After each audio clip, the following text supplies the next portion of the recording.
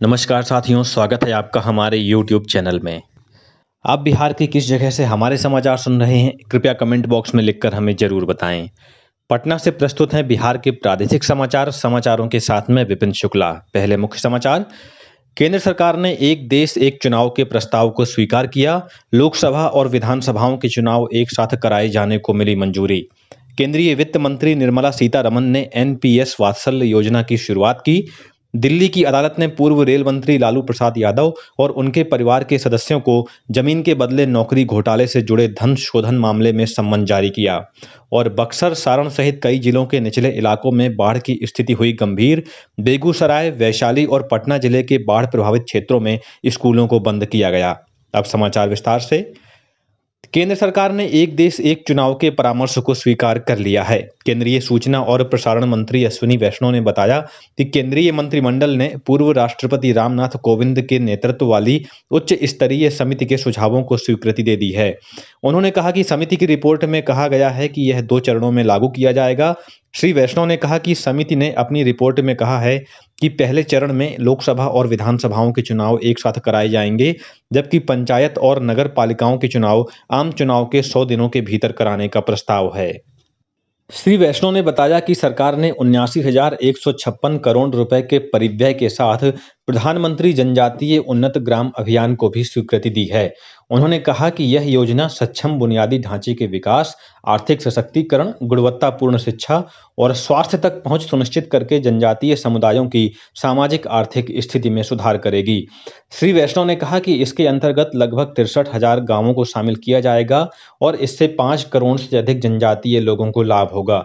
ये अभियान 30 राज्यों और केंद्र शासित प्रदेशों के 549 जिलों और 2,740 प्रखंडों के सभी जनजातीय बहुल गांवों को कवर करेगा। इसके अलावा सरकार ने विज्ञान और प्रौद्योगिकी क्षेत्र को बढ़ावा देने के लिए चंद्रयान 4 मिशन और वीनस ऑर्बिटर मिशन को मंजूरी दी है। श्री वैष्णव ने बताया कि सरकार ने चालू रबी सीजन के लिए फॉस्फेट और पोटाश उर्वरकों पर पोषण आधारित सब्सिडी को भी स्वीकृति दी है। उन्होंने कहा कि प्रधानमंत्री अन्नदाता आय संरक्षण योजना को भी मंत्रिमंडल ने जारी रखने की मंजूरी दी है।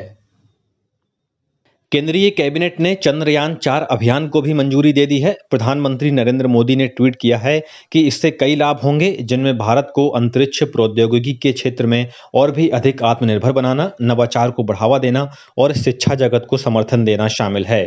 श्री मोदी ने कहा कि यह भारतीय अंतरिक्ष स्टेशन शुरू करने की दिशा में एक बड़ा कदम होगा। केंद्रीय वित्त मंत्री निर्मला सीतारमण ने कल नई दिल्ली में एनपीएस वात्सल्य योजना की शुरुआत की। इस बचत योजना के तहत 18 वर्ष तक के बच्चों के नाम पर बैंक खाते खोले जाएंगे। इन खातों का संचालन उनके अभिभावक करेंगे। श्रीमती सीतारमण ने कहा कि यह योजना बच्चों का भविष्य सुनिश्चित करने में मददगार होगी।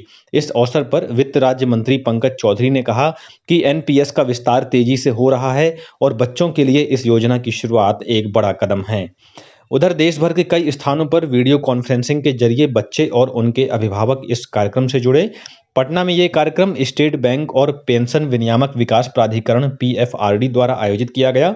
इस अवसर पर भारतीय स्टेट बैंक के महाप्रबंधक रविंद्र कुमार श्रीवास्तव ने कहा कि यह योजना छोटी छोटी बचत करने वालों के लिए सुनहरा अवसर है।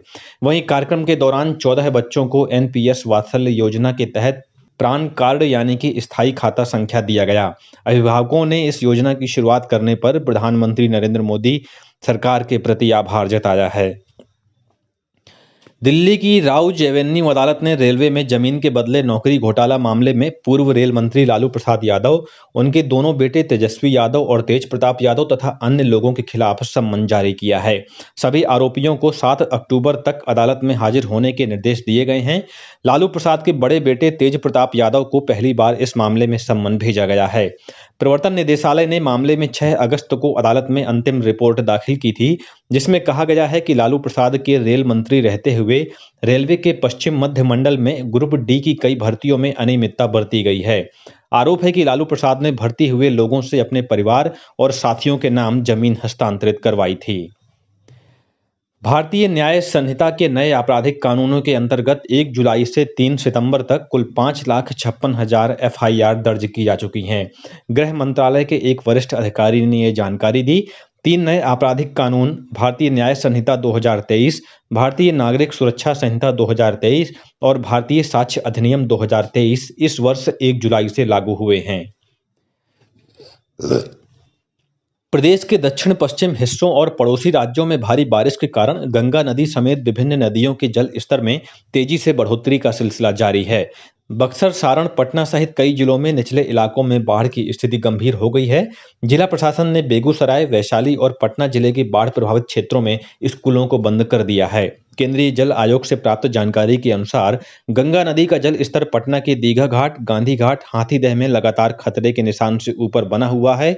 दियारा क्षेत्रों और निचले इलाकों के लोगों को घर बार छोड़कर पलायन करना पड़ा है। वहीं मुंगेर में भी गंगा नदी उफान पर है। भागलपुर में गंगा नदी के किनारे बसे इलाकों में कटाव तेज हो गया है। इधर सोन और पुनपुन नदी के जल स्तर में भी लगातार बढ़ोतरी हो रही है।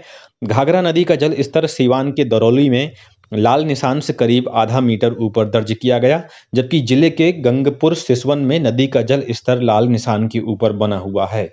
बूढ़ी गंडक नदी का जल स्तर खगड़िया में और कोसी नदी का जल स्तर खगड़िया के बलतारा तथा कटिहार के कुर्सेला में खतरे के निशान को पार कर गया है।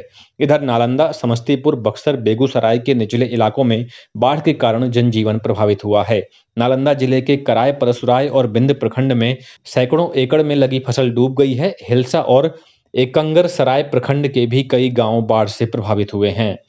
कराय, परसुराय और बिंद प्रखंड से गुजरने वाली सभी छोटी और बड़ी नदियां उफान पर हैं। बाढ़ के कारण धान की फसल को काफी नुकसान हुआ है। झारखंड के तिलैया डैम से पानी छोड़े जाने के कारण जिले के कई हिस्से बाढ़ से प्रभावित हैं। जिला प्रशासन द्वारा सामुदायिक किचन का संचालन किया जा रहा है। इधर लोकाई नदी के जलस्तर में लगातार हो रही बढ़ोतरी के चलते हिलसा प्रखंड में लोगों को ऊंचे स्थानों पर शरण लेने का परामर्श जारी किया गया है। केंद्रीय मंत्री गिरिराज सिंह ने कहा है कि बेगूसराय के विभिन्न भागों में गंगा नदी में आए उफान से विकट स्थिति पैदा हो गई है। श्री सिंह ने बाढ़ के हालात के मद्देनजर राज्य सरकार से बेगूसराय जिले को बाढ़ग्रस्त जिला घोषित किए जाने की मांग की है। इधर पटना के अलावा वैशाली और बेगूसराय जिलों के बाढ़ प्रभावित क्षेत्रों में भी स्कूलों को बंद कर दिया गया है। वैशाली जिले के राघोपुर प्रखंड के बाढ़ प्रभावित क्षेत्रों के 52 विद्यालयों में पठन पाठन स्थगित कर दिया गया है। बेगूसराय के बछवाड़ा, मटिहानी, चेवाड़ा समेत विभिन्न प्रखंडों के बाढ़ प्रभावित क्षेत्रों में जिला प्रशासन ने 125 विद्यालयों को 24 सितंबर तक बंद करने का आदेश दिया है। राज्य ने वर्ष 2023-24 में वस्तु और सेवा कर जीएसटी संग्रह के मामले में 18% की बढ़ोतरी दर्ज की है। इसके साथ ही बिहार देश के 5 शीर्ष राज्यों में शामिल हो गया है। वाणिज्य कर विभाग के राज्य कर आयुक्त सह सचिव संजय कुमार सिंह ने संवाददाताओं से बातचीत में बताया कि बिहार ने वित्तीय वर्ष 2023-24 में जीएसटी संग्रह के राष्ट्रीय औसत 13% को पीछे छोड़ दिया है। उन्होंने कहा कि जीएसटी लागू होने के बाद राज्य में निबंधित व्यवसायियों की संख्या में वृद्धि दर्ज की गई है। राज्य के विभिन्न भागों में मानसून की गतिविधि कमजोर पड़ गई है। मौसम विभाग से प्राप्त जानकारी के अनुसार पिछले 24 घंटों के दौरान राज्य के दक्षिण पश्चिम भागों में कुछ स्थानों को छोड़कर अधिकतर स्थानों पर मौसम शुष्क बना रहा। भभुआ में सबसे अधिक 30.6 मिलीमीटर बारिश रिकॉर्ड की गई।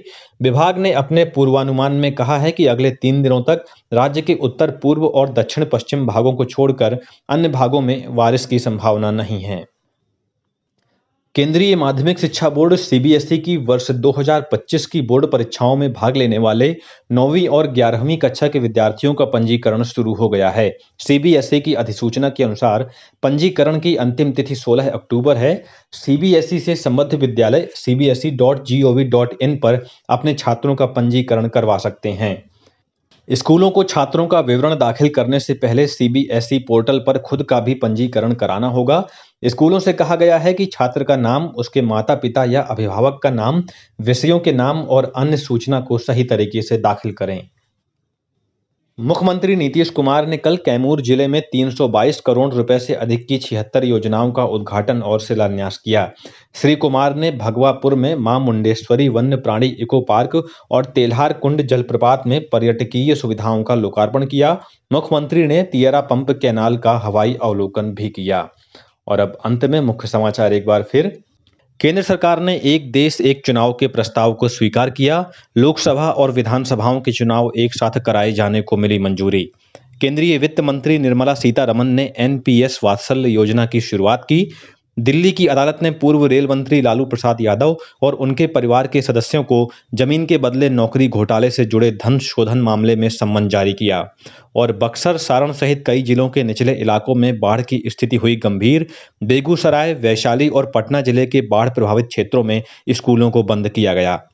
इसी के साथ पटना से प्रसारित बिहार के प्रादेशिक समाचारों का ये बुलेटिन समाप्त हुआ। नमस्कार।